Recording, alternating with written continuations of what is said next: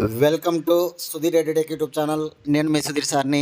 2024 December 10 ఇవాల్టి current affairs class follow అయ్యే వాళ్ళందరూ కూడా లైక్ చేయండి. ఇంకా ఎవరైనా సబ్స్క్రైబ్ చేసుకోకపోతే సబ్స్క్రైబ్ చేసుకోండి.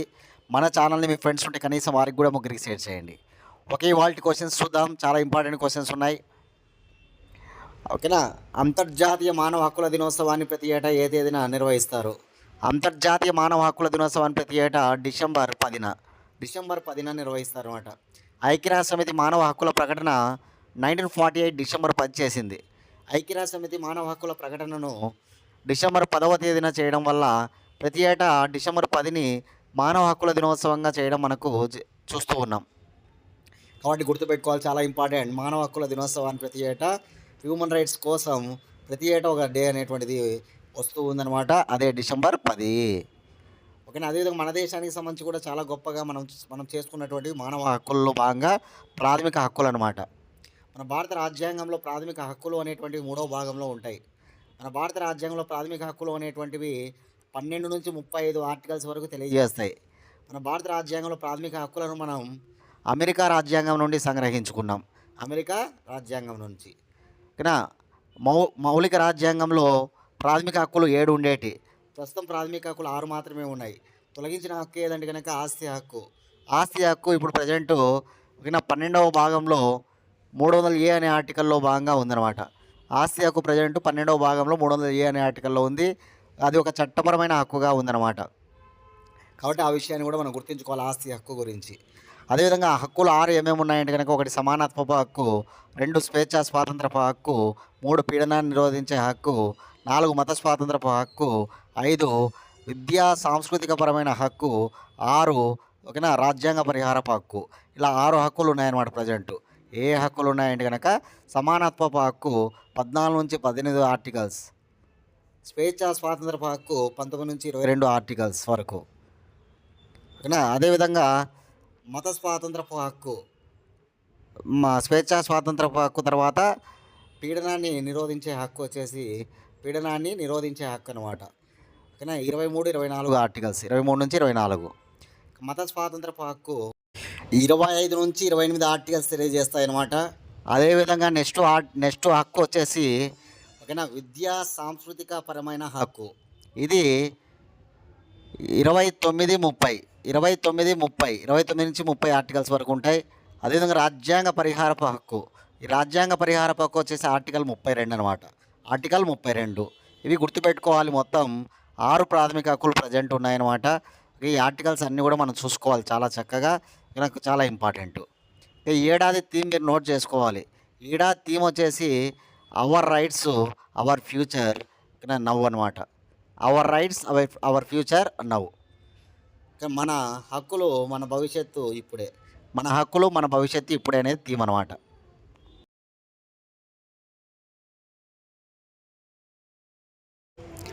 Question number 2. సౌర కుటుంబం ఆవల ఏ నక్షత్ర వ్యవస్థ చుట్టూ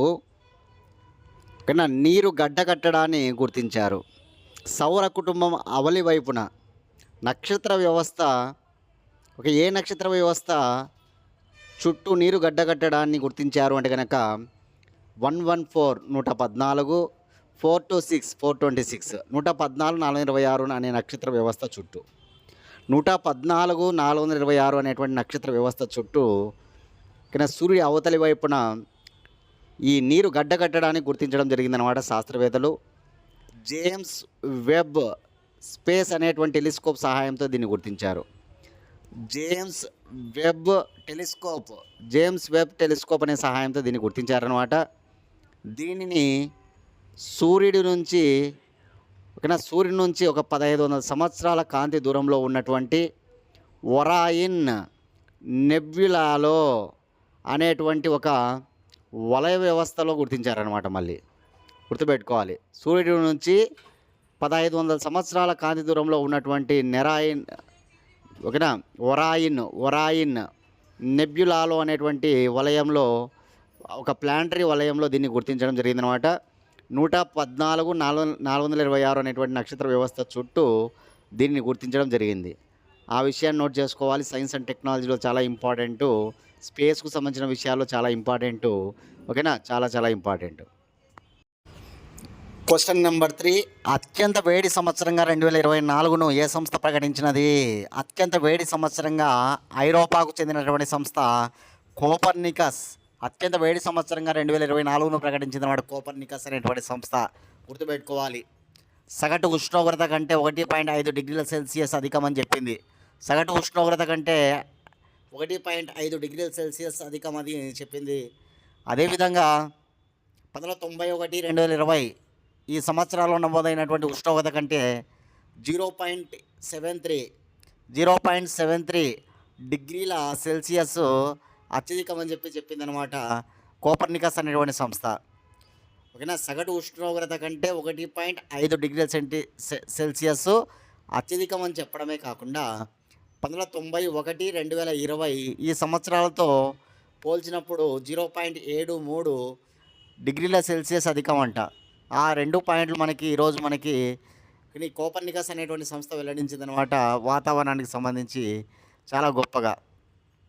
ప్రపంచంలోనే అత్యధిక ఉష్ణోగ్రత నమోదయ్యే ప్రాంతం డెత్ వ్యాలీ, అమెరికాలో ఉంటుందన్నమాట. కాలిఫోర్నియా రాష్ట్రంలో డెత్ వ్యాలీ, అక్కడ ఎక్కువ ఉష్ణోగ్రత నమోదైందనమాట. భారతదేశంలో అత్యధిక ఉష్ణోగ్రత నమోదైన ప్రాంతం బర్మార్, రాజస్థాన్. ఆంధ్రప్రదేశ్లో అత్యధిక ఉష్ణోగ్రత రెంటచింతల, గుంటూరు అనమాట. రెంటచింతల. ఓకే, ఇవి గుర్తుపెట్టుకోవాలి. ప్రపంచంలో డెత్ వ్యాలీ, భారతదేశంలో బర్మారు, ఆంధ్రప్రదేశ్లో Rentachintala. Question number 4, methane, carbon dioxide లాంటి హానికరమైన వాటిని శుద్ధమైన జీవన ఇంధనాలుగా ఐఐటి మార్చింది. చాలా ఇంపార్టెంట్ అనమాట. మనందరికీ తెలుసు గ్రీన్ హౌస్ ఎఫెక్ట్ కారణమయ్యే వాటిలో అతి ముఖ్యంగా ఈ కార్బన్ డైఆక్సైడ్లో మీథైన్ ఉంటుందన్నమాట. మీథేన్. ఈ కార్బన్ డైఆక్సైడ్, మీథేన్ అనేటువంటి వాటిని హానికరమైన వీటిని ఇప్పుడు క్లీనర్ బయోఫ్యూయల్స్గా, శుద్ధమైనటువంటి జీవ ఇంధనాలుగా మార్చడం చేస్తూ ఉందన్నమాట ఐఐటి గౌహతి అనమాట. గుర్తుపెట్టుకోవాలి. అత్యంత హానికరమైనటువంటి ఈ కార్బన్ డైఆక్సైడ్ను మరియు మీథేన్ను క్లీనర్ బయోఫ్యూయల్గా మార్చే విధానాన్ని అభివృద్ధి చేసిందనమాట. ఐఐటి అంటే కనుక ఐఐటి గౌహతి. గుర్తుపెట్టుకోవాలి, ఐఐటి గౌహతి. ఐఐటీల పైన మనకు బిట్లు పడతాయని మనందరికీ తెలుసు కాబట్టి ఐఐటీలను ఒక చోట నోట్ చేసుకుంటే సరిపోతుంది అనమాట. మొట్టమొదటి ఐఐటి దేశంలో ఖరగ్పూర్ ఐఐటి అనమాట, వెస్ట్ బెంగాల్లో 1951లో ఏర్పడింది. ఇప్పుడు 23 ఐఐటీలు ఉన్నాయి మన భారతదేశంలో. మొత్తం మీద 23 ఐఐటీలు ఉన్నాయన్నమాట. తెలుగు రాష్ట్రాల్లో కూడా మనకి హైదరాబాదు ఐఐటి, తెలంగాణ, తిరుపతి ఐఐటి, ఆంధ్రప్రదేశ్ అనమాట. తెలుగు రాష్ట్రాల్లో కూడా 2 ఐఐటీలు ఉన్నాయి. మొత్తం 23 ఐఐటీలు ఉన్నాయి. గుర్తుపెట్టుకోవాలి. ఐఐటీల ప్రస్తావన మనకు అడుగుతూ ఉంటాడు. మద్రాస్ ఐఐటి యొక్క క్యాంపస్ను టాంజానియాలోని జాంజిబార్లో ప్రారంభించారన్నమాట. ఓకేనా. అదేవిధంగా ఢిల్లీ ఐఐటిని, ఆ క్యాంపస్ను ఏ దేశంలో ప్రారంభించారు అనేది కామెంట్ బాక్స్లో మీ సమాధానాన్ని తెలియజేయండి. అందరూ కూడా చూద్దాం. చాలా ఇంపార్టెంట్గా ఐఐటి క్యాంపస్లు ఇతర దేశాల్లో కూడా మనకి ప్రారంభించబడ్డాయి. మొదటిది మద్రాస్ ఐఐటి క్యాంపస్ టాంజానియాలోని జాంజిబార్లో ఏర్పాటైందనమాట. ఢిల్లీ ఐఐటి క్యాంపస్ ఏ దేశంలో ఏర్పాటు చేశారు? కామెంట్ బాక్స్లో మీ సమాధానాన్ని తెలియజేయండి అందరూ కూడా.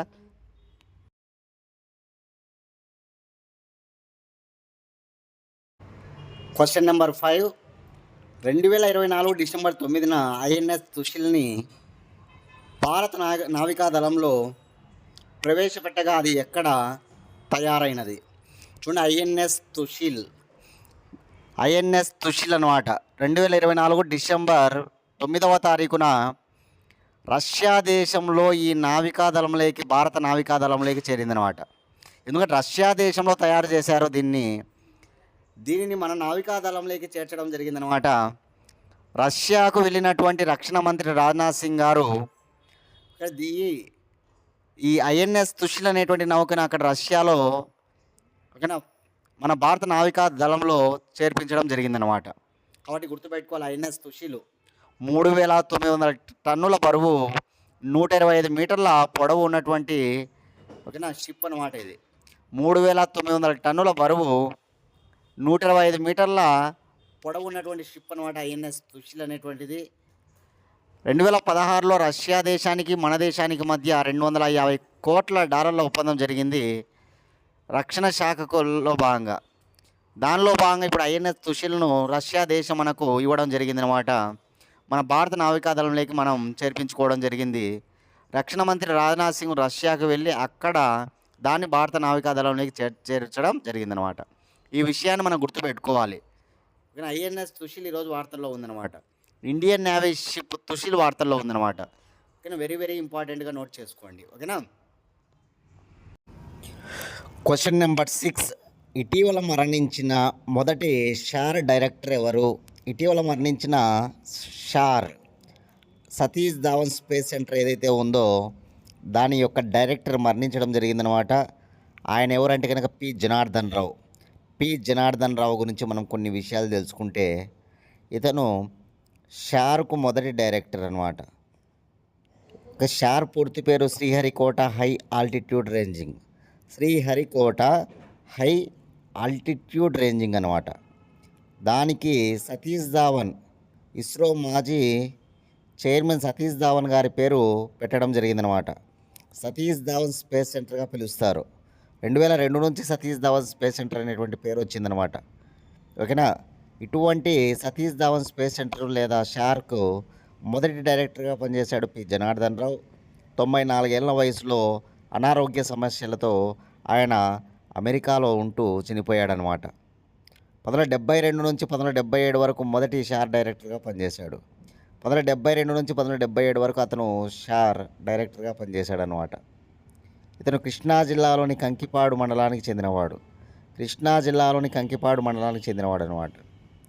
ఇస్రో ఇతనికి ఈ శ్రీహరికోట దీవిని బాగా డెవలప్ చేయమని కూడా ఆయనకు పనులను అప్పగించిందనమాట. ఎందుకంటే ఇక్కడ అంతరిక్ష కేంద్రాన్ని ఏర్పాటు చేయాలని చెప్పి నిర్ణయించి ఇస్రో అక్కడ ఏదైతే శ్రీహరికోటలో దీవి ఉందో ఆ దీవిని బాగా అభివృద్ధి చేయమని చెప్పి కూడా ఆయనకి అప్పగించిందనమాట ఆ రోజుల్లో. కాబట్టి శ్రీహరికోటలో గొప్పగా ఒక అంతరిక్ష కేంద్రాన్ని ఏర్పాటు చేయడం జరిగింది. దానికి కారకుడైన వాడు ఎవరంటే పి జనార్దన్ రావు అనమాట. అందుకే అతను మొదటి డైరెక్టర్గా గుర్తుపెట్టుకోవాలి. అంతకుముందు తిరువనంతపురం స్పేస్ సెంటర్లో పనిచేసేవాడు అనమాట. అతనికి పదోన్నతిని ఇవ్వడం జరిగింది షార్ డైరెక్టర్గా. కాబట్టి ఈ విషయాలు గుర్తుపెట్టుకుంటే సరిపోతుంది. షార్ పూర్తి పేరు శ్రీహరికోట హై ఆల్టిట్యూడ్ రేంజింగ్. దీనికి మరి ఒక పేరు present Satish Dhawan space centre. ఓకేనా. ఇది ఎక్కడ ఉంది ప్రధాన కార్యాలయం అంటే కనుక ఓకేనా ఏ జిల్లాలో ఉంది అంటే కనుక తిరుపతి జిల్లాలో ఆంధ్రప్రదేశ్లో ఉంది. ఆంధ్రప్రదేశ్లోని తిరుపతి జిల్లాలోని శ్రీహరికోటలో ఉన్నటువంటిదే సతీష్ ధావన్ స్పేస్ సెంటర్ అనమాట. ఏ సంవత్సరం ఏర్పడింది ఇదంటే 1971 అనమాట. అప్పటి నుంచి మనకు అనేక రాకెట్లను మనం పంపిస్తూ ఉన్నాం అంతరిక్షంలోకి. మొదటి తరం రాకెట్ ఎస్ఎల్వి, రెండవ తరం రాకెట్ ఏఎస్ఎల్వి, మూడవ తరం రాకెట్ పిఎస్ఎల్వి, నాలుగవ తరం రాకెట్ జిఎస్ఎల్వి. ఇట్లా రోజు రోజుకు మనం రాకెట్ల పరంగా కొద్దిగా టెక్నాలజీ డెవలప్ చేసుకొని అనేక రాకెట్లను తయారు చేసుకొని వదులుతున్నాం అనమాట. ఇక్కడ శ్రీహరికోటలో నుంచి వదులుతూ ఉన్నాం. ఇటీవలనే మనం డిసెంబర్ 5వ తారీఖున ఒక వేరే సంస్థ యొక్క మిషన్ను మనకి ఇక్కడ ప్రయోగించారనమాట. అది ఏది అనేది కామెంట్ బాక్స్లో మీ సమాధానాన్ని తెలియజేయండి అందరూ కూడా. ఓకేనా. మొదటి తరం రాకెట్ ఏదో గుర్తుపెట్టుకోవాలి, ఎస్ఎల్వి అంటే ఓకేనా శాటిలైట్ లాంచింగ్ వెహికల్. రెండవ తరం రాకెట్ ఏదంటే ASLV, augmented satellite launching vehicle. మూడవ తరం రాకెట్ ఏదంటే PSLV, polar satellite launching vehicle.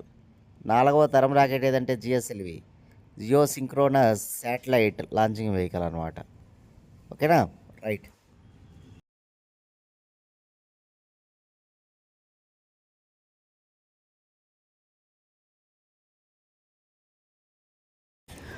Question number 7.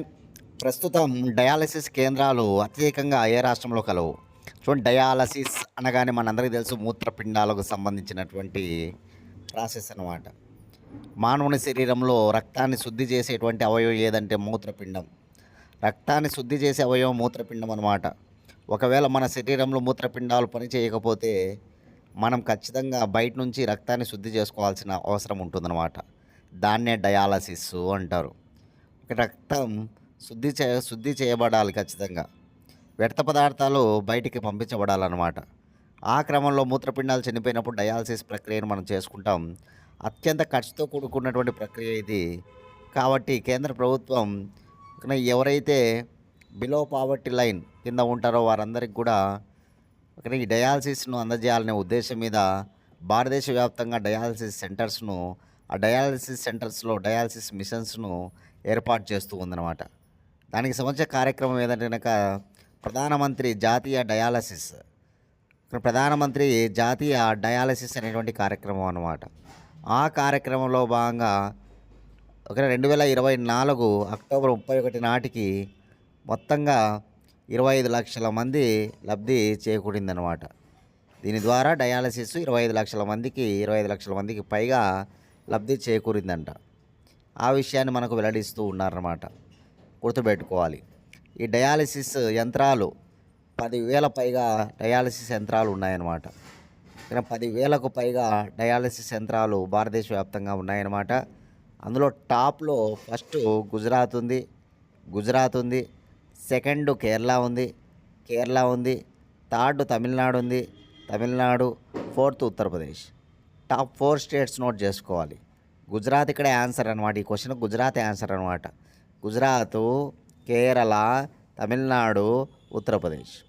First మనం ఏం చేస్తామంటే కనుక డయాలసిస్ సెంటర్స్ ఎక్కడెక్కడ ఎన్ని ఉన్నాయనేది నోట్ చేసుకోండి. డయాలసిస్ సెంటర్స్ విషయం చెప్తున్నాను నేను. డయాలసిస్ సెంటర్స్ ఫస్ట్ ఇక్కడ గుజరాత్లో డయాలసిస్ సెంటర్స్ ఎన్ని ఉన్నాయంటే కనుక డయాలసిస్ సెంటర్స్ 272 ఉన్నాయి. 272 గుజరాత్. అదే కేరళలో అయితే కనుక కేరళలో డయాలసిస్ సెంటర్స్ 107 ఉన్నాయి. 107. తమిళనాడులో 139 ఉన్నాయి. 139 ఉన్నాయి. ఉత్తరప్రదేశ్లో 75 ఉన్నాయి. 75. ఇవి డయాలసిస్ సెంటర్స్ అనమాట. ఇప్పుడు డయాలసిస్ మిషన్స్ అంటే ఆ సెంటర్స్లో మిషన్స్ ఉంటాయి కదా, యంత్రాలు. అవి ఇప్పుడు యంత్రాలు రాసుకోండి. ఓకే, గుజరాత్లో డయాలసిస్ యంత్రాలు ఎన్ని ఉన్నాయంటే కనుక 1286 ఉన్నాయి. 1286 ఉన్నాయన్నమాట గుజరాత్లో. 2 కేరళలో 1271 ఉన్నాయి. 1271 ఉన్నాయన్నమాట. తమిళనాడులో 1239 ఉన్నాయి. 1239 ఉన్నాయన్నమాట. అదే ఓకేనా. అదే ఎక్కడ నెక్స్ట్ 4th ప్లేస్లో ఉన్న ఉత్తరప్రదేశ్లో 884 ఉన్నాయి. 884 అనమాట. ఈ నివేదికను మీరు రాసుకోవాలి. కొద్దిగా చూసుకొని చదువుకోండి. యంత్రాలు ఎక్కడెక్కడ ఎన్ని ఉన్నాయి, అదేవిధంగా ఓకేనా మిషన్స్ ఎక్కడ, సెంటర్స్ ఎక్కడ ఉన్నాయి, టాప్ 4 స్టేట్స్ ఏంటి, కానీ ఇవి గుర్తుపెట్టుకోవాలి ఇంపార్టెంట్గా.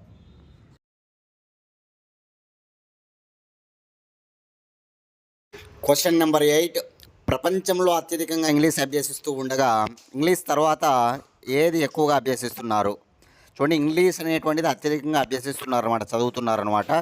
దాని తర్వాత అత్యధికంగా అభ్యసిస్తున్నటువంటిది ఏదంటే కనుక అదే చాలా ఇంపార్టెంట్గా స్పానిష్ అనమాట. స్పానిష్. డ్యూలింగో లాంగ్వేజ్ నివేదిక 2024 ఇది. డ్యూలింగో లాంగ్వేజ్ నివేదిక అనమాట. 2024కు సంబంధించి ఏమున్నాయి డీటెయిల్స్ అంటే కనుక ప్రపంచంలో ఎక్కువ దేశాల్లో ఏ భాషలను అభ్యసిస్తున్నారు అనేది ఈ నివేదిక అనమాట. టాప్ 5 కంట్రీస్ రాసుకోండి. First English, second Spanish, third French, 4th Germany, 5th Japan అనమాట. ఓకే, మళ్ళీ చెప్తున్నా.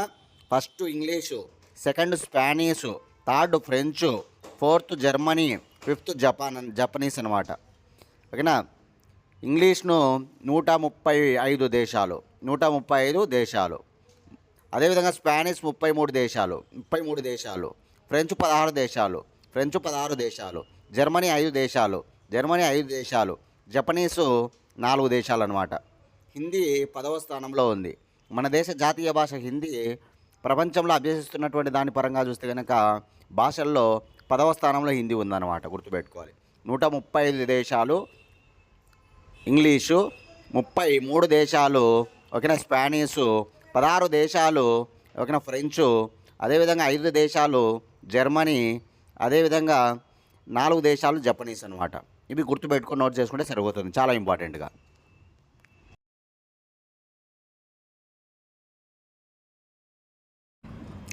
Ninth question.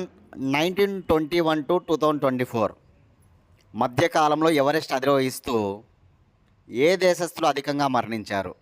ఎవరెస్ట్ శిఖరం అంటే మనందరికీ తెలుసు ప్రపంచంలో అతి ఎత్తైన శిఖరం అని, ఆసియా ఖండంలో ఉందని, నేపాలు, చైనా, టిబెట్‌లో ఉందని. నేపాల్‌లో ఎవరెస్ట్‌ను సాగరమాత అంటారని, చైనాలో కెమో లుంగుమో అంటారని, టిబెట్‌లో కెమో వాంగుమో అంటారని మనకు తెలుసు. ఓకేనా?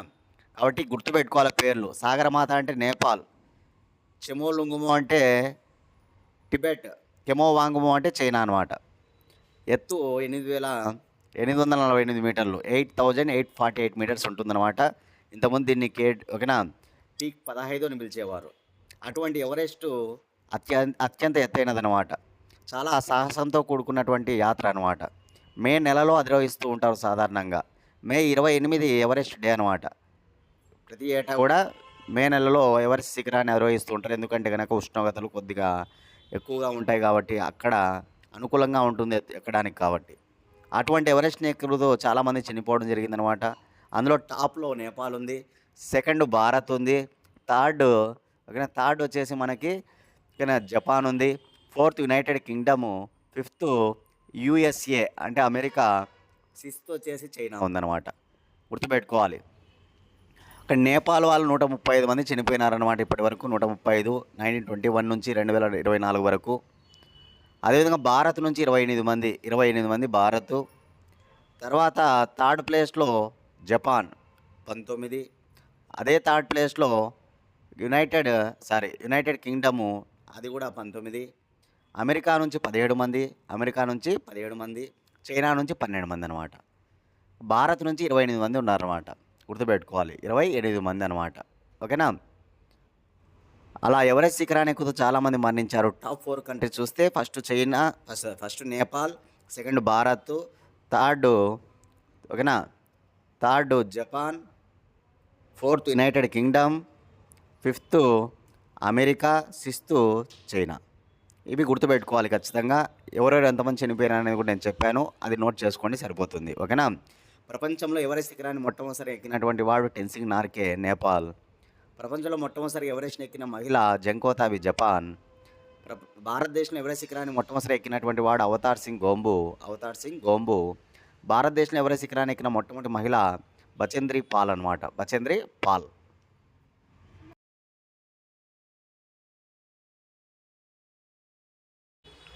Last question.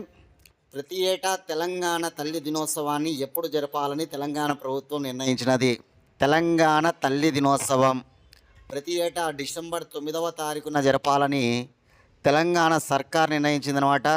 ఈ విషయాన్ని తెలంగాణ రాష్ట్ర ముఖ్యమంత్రి రేవంత్ రెడ్డి ఓకేనా, డాక్టర్ బిఆర్ అంబేద్కర్ సెక్రటరేట్లో ఆయన ప్రకటించడం జరిగిందనమాట. ఎందుకు డిసెంబర్ 9వ తారీఖునే జరపాలని నిర్ణయించారంటే కనుక 2009 డిసెంబర్ 9వ తారీఖున ఆనాటి కాంగ్రెస్ గవర్నమెంట్లో ఉన్నటువంటి home minister P Chidambaram Telangana ఏర్పాటు ప్రస్తావన, తెలంగాణ ఏర్పాటు చేస్తామని ప్రకటించడం జరిగిందనమాట. అదే డిసెంబర్ 9వ తారీఖున కాంగ్రెస్ పార్టీ సీనియర్ నాయకురాలైనటువంటి సోనియా గాంధీ యొక్క పుట్టినరోజు అంట. ఇదే డిసెంబర్ 9 సోనియా గాంధీ పుట్టినరోజు కాబట్టి ఆ రోజును పునస్కరించుకొని ప్రతి ఏటా తెలంగాణ తల్లి దినోత్సవాన్ని జరపాలని తెలంగాణ సర్కార్ నిర్ణయించిందనమాట. ఓకేనా? ఈ విషయాన్ని మనం గుర్తుపెట్టుకోవాలి. ఇది ఎంత మాత్రం సబబు అనేది కామెంట్ బాక్స్లో మీ సమాధానాన్ని తెలియజేయండి. ఓకే, ఎందుకంటే సోనియా గాంధీ జన్మదినానికి పునస్కరించుకొని తెలంగాణ దినోత్సవం చేయాలనేది ఇది కరెక్టా రాంగా? కామెంట్ బాక్స్లో మీ సమాధానం తెలియజేయండి, చూద్దాం. ఓకేనా? ఇది ఇవాల్టి కరెంట్ అఫైర్స్. ప్రతి ఒక్కరు కూడా క్లాస్ ఫాలో అయ్యే వాళ్ళందరూ కూడా లైక్ చేయండి. ఇంకా ఎవరైనా సబ్స్క్రైబ్ చేసుకోండి. మన ఛానల్ మీ ఫ్రెండ్స్ ఎవరైనా కనీసం వారికి కూడా షేర్ చేయండి, ముగ్గురికి. ఓకేనా? ప్రతి ఒక్కరు కూడా దయచేసి లైక్ చేయండి. ఓకే, నెక్స్ట్ క్లాస్లో మళ్ళీ కలుసుకుందాం ఫ్రెండ్స్. థ్యాంక్స్.